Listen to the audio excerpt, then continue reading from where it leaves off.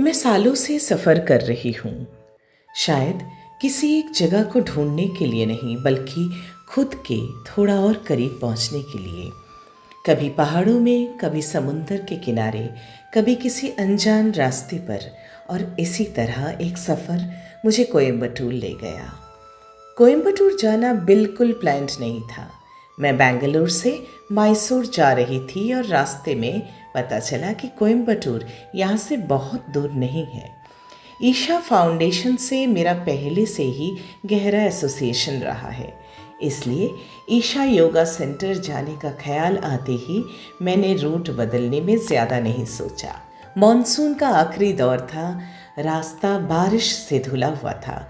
छोटे छोटे गांव, खेतों के बीच से निकलती सड़कें, दूर तक फैली हरियाली और बीच बीच में होती हल्की सी बूंदाबांदी। और फिर विलांगिरी के पहाड़ों के बीच ईशा योगा सेंटर आ गया। ध्यानलिंगा के अंदर जाकर बैठना, उस जगह की खामोशी को महसूस करना,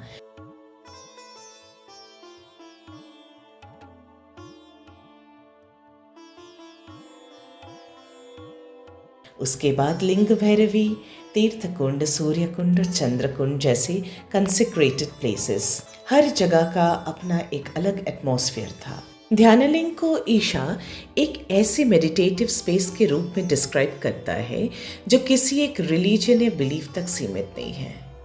और फिर सामने खड़ा है आदि योगी, 112 फीट की वो विशाल प्रतिमा। उसके सामने खड़े होकर रियलाइज होता है कि इंसान कितना छोटा है और एक्सिस्टेंस कितनी बड़ी। मेरा स्टे ब्रह्मपुत्र बिल्डिंग में था। ईशा पहुंचने के बाद गोल्फ कार्ट मुझे मेरे रूम तक लेकर गई। रूम कंफर्टेबल और सिंपल था, लेकिन ऑनेस्टली रूम से ज़्यादा मुझे उस जगह का ओवरऑल एटमॉस्फेयर याद रह गया। और हाँ, ईशा का खाना भी उस एक्सपीरियंस का एक हिस्सा है। सिंपल वेजिटेरियन फूड, बिना किसी अननेसेसरी एक्स्ट्रावेगेंस के। दिन भर घूमना और इतना सब एब्जॉर्व करने के बाद वही सिंपल सा भोजन और भी अच्छा लगता है।